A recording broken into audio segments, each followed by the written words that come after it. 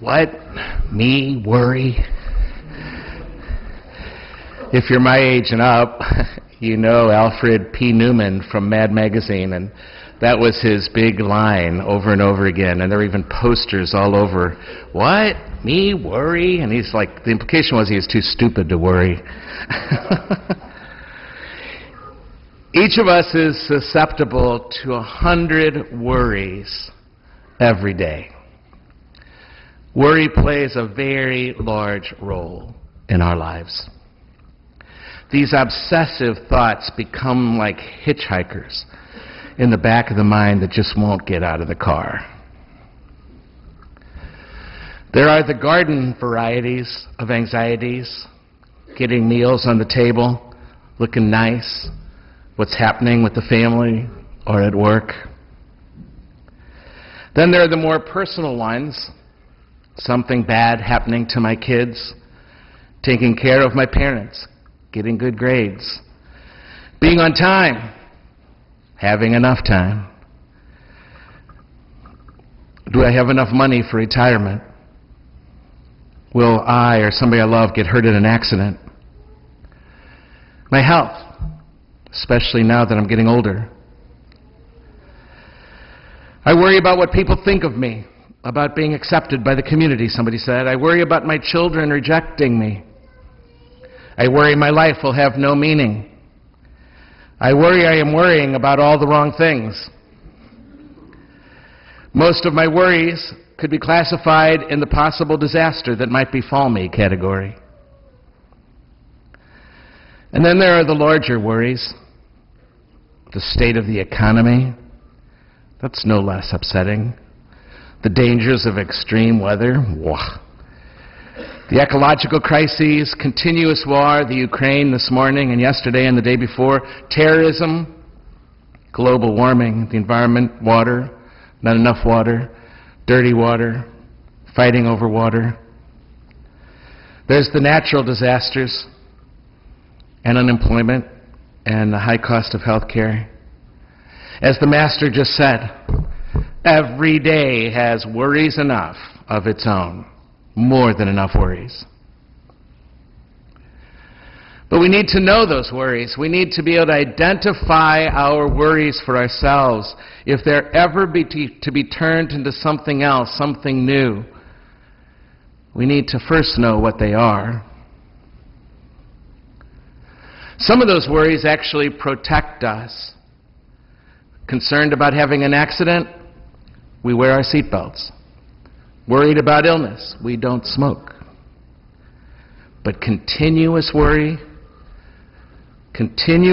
most experts agree, is a bad habit and an addiction that must be broken if we are to live full and flourishing lives.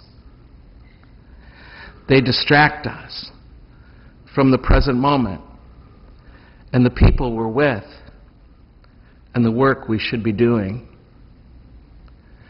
I feel it graphically, and I can see the results of it when I'm with a student who's pouring out his or her heart, and I'm worried about something else. My ability to listen and attend to them in that moment is nil. Really? Worry neither heals nor repairs anything at all. Worry saturates us with stress and uses our attention to project fear and weakness into every possible future disaster. We end up manufacturing catastrophic expectations, which cause our biological and our nervous systems to remain forever on full and exhausting alert. More importantly, worry steers us away from trust, from trusting in ourselves, and from trusting in God. Worry steers us away from trusting in our own essential wholeness, our own wisdom, and our own strength to be able to handle in the moment whatever we are given. Worry denies any capacity to identify, recognize, when the time comes, the next right thing to do, and the sure confidence that I and God can do it. I, with God, can do the next right thing, whatever it is. What takes one of those concerns and turns it into a worry? Being out of control. We don't like that much. Or rather, perhaps even the fear of being out of control. Knowing I can't control this and not trusting that no matter what happens about anything, anytime, to anybody, I will be well and I'll be able to live and to love again. That's the truth. Trust. Trust. Trust. Almost every prayer that comes out of the mouth of a true worrier is an anxious prayer. It's a worried prayer. Our prayers are so fraught with worry, in the desperate hope that, well, maybe I can't control this, but God can. But even then, I can't control God, even if I assume that God has the power to control every circumstance, which God doesn't. Another homily, another day. Psychologists, neurologists, join spiritual teachers from all traditions to affirm the value of banishing toxic worries and living positively, essentially putting these minds of ours under new management. They also stand behind the practice of befriending our worries and turning them into good deeds. And one of those spiritual teachers is Jesus. Jesus in this gospel. He's making a suggestion this morning on how to handle all those worries. And it's what I suspect God is saying to us when the worries rise. I tell you, he says, do not worry about your life. What you will eat, what you will drink, about your body, what you will wear. Is your life more than food? Is your body not more than clothing? Look at the birds in the air. They neither sow nor reap nor gather into barns, and yet your heavenly Father takes care of them, feeds them. Consider the lilies in the field, how they grow. They neither toil nor do they spin. They don't worry about tomorrow, for tomorrow will bring worries of its own. So why do you? Today's trouble is enough for today. This is a warning from Jesus, from someone who has a cross looming in his future. He had plenty to worry about. And yet he's giving us advice about our worries. And he's telling us that what has turned into an old and worn out cliche can really help us. Stop and smell the roses. That's what he's saying. Old, worn out cliche, but a deep truth. Stop, smell the roses. Because I, Gary Braun, am congenitally and perhaps habitually anxious, I have come to believe that Jesus' command to look at the birds, consider the lilies, is more than just an illustration to show how God takes care of God's creatures. I think Jesus is actually saying, if there's a bird in front of you, look at it. Learn from it. Listen to it.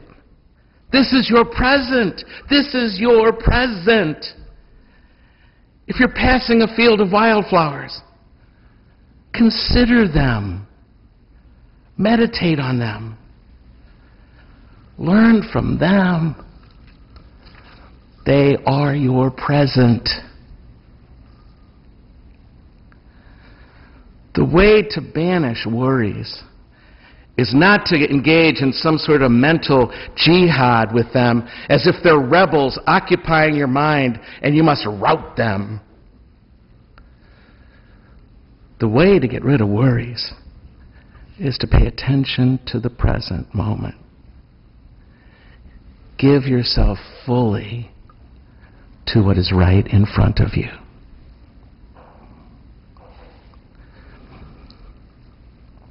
But Jesus' command goes even beyond that. Even beyond that simple advice on how to get rid of worry, even as useful as that is. He adds, there's a divine element here.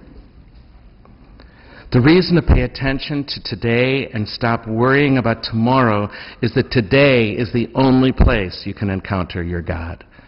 That's it.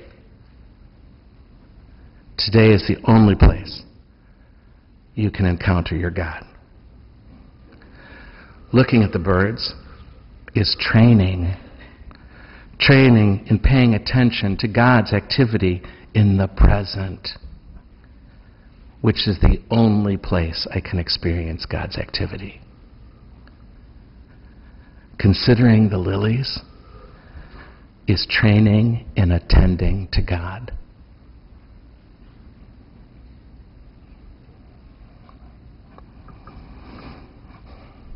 A walk through your neighborhood, a walk across campus becomes a good spiritual practice. Just noticing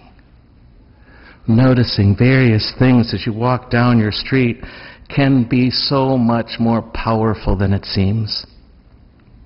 Just that noticing, that paying attention to what you see and hear, feel and taste and smell brings you into the present time, into this place, and takes you out of worry, planning, and anxiety. With Lent starting Wednesday, perhaps this could be at least one of our spiritual practices. To go for a walk every day, rain or shine, snow, wind, hot, cold, go for a walk. Look at the birds. Consider the lilies. What do you learn when you pay attention?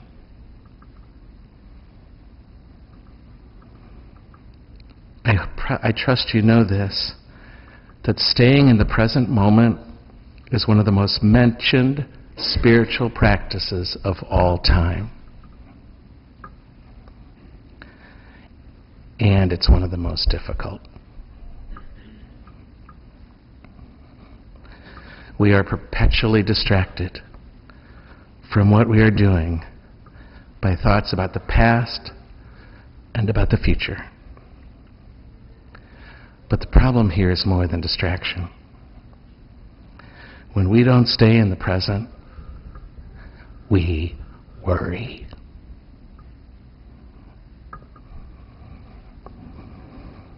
All forms of fear and anxiety are caused by too much future and not enough present. Presence is the reality that dissolves those illusions. The next time you noticed one of those worries coming up, and they're hard to miss, know that every worry of yours is a warning that you're not paying attention, and it's hurting you.